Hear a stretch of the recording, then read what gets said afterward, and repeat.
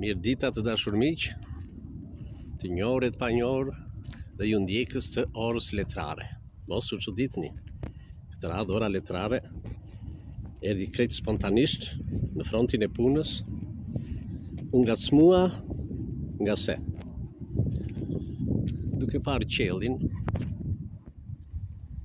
e këto shtëllungat e reve, mu kujtua një poezi. Gjyshja mu shfaq. Mora me njerë librin, dola këtu në natyrë, mos kujtoni se po abuzoj. Në frontin e punës jam, po një rrugë e dy punë. Fillojmë atëre, sa më parë me poezin. Në dhomën e qeltë mu shfaq gjyshja, me furkën kometë me sëreve shtëllunga, me fillin e leshtë nga re të formuar, fillon të thurë çorapet për mua.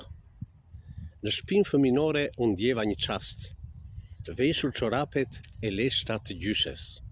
Në dhomën e qeltë, gjyshja mu shfaq, mbledhur gjithretë shtëllunga rreth furkës.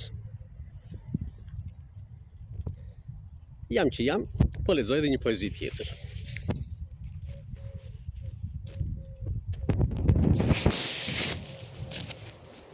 Kostumi. Me qep një kostum me copën e qellit. Për jakë dua copën e reve. Për mengë rrezet e diellit, për pantallona zigzaket e rufeve. Për xhepat mos ki fare merak.